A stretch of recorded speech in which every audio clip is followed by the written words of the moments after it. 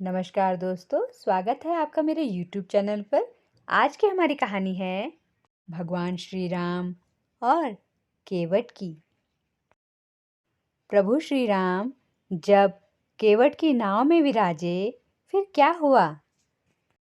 यह जानने के लिए सुनिए यह कथा। निषाद राजगुरु मछुआरों और नाविकों के मुखिया थे। श्री राम को जब वनवास हुआ तो वे सबसे पहले तमसा नदी पहुंचे, जो अयोध्या से 20 किलोमीटर दूर है। इसके बाद उन्होंने गोमती नदी पार की और श्रृंगेरपुर पहुंचे,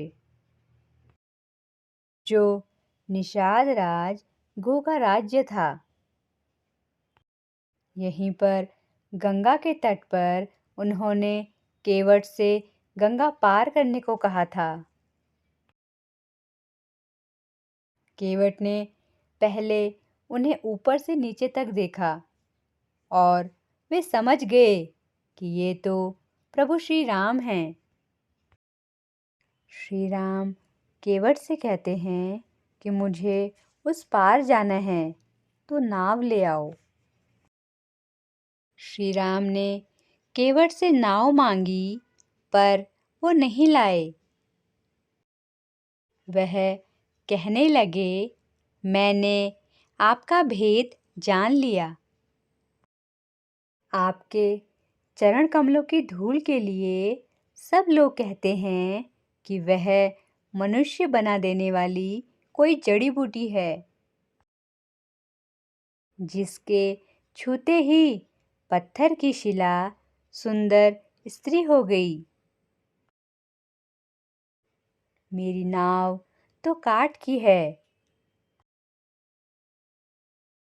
हे नाथ, मैं आपके चरण कमल धोकर आप लोगों को नाव पर चढ़ा लूंगा।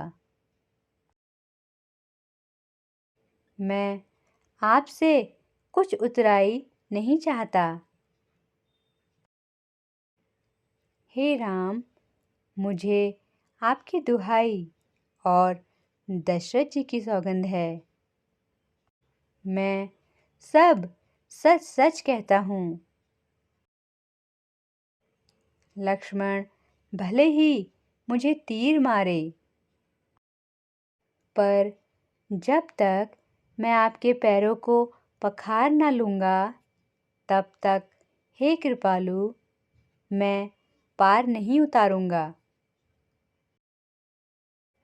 केवट के प्रेम में लपेटे हुए वचन सुनकर करुणाधाम श्री रामचंद्र जी, जानकी जी और लक्ष्मण जी की ओर देखकर हंसे। कृपा के समुद्र श्री रामचंद्र जी केवट से मुस्कुराकर बोले, भाई, तू वही कर जिससे तेरी नाव ना जाए। जल्दी जल लाओ और चरण धो लो। केवट श्री रामचंद्र जी की आज्ञा पाकर जल ले आए।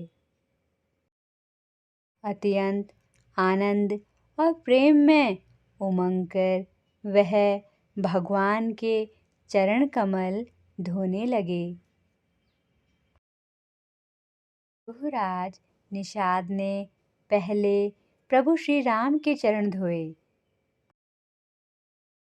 और फिर उन्होंने अपनी नाव में उन्हें सीता लक्ष्मण जी सहित बिठाया। चरणों को धोकर और सारे परिवार सहित स्वयं उस जल चरणोदक को पीकर पहले उस महान्य पुण्य के द्वारा अपने पितरों को भवसागर से पार कर फिर आनंद पूर्वक प्रभु श्री रामचंद्र जी को गंगा जी के पार ले गए।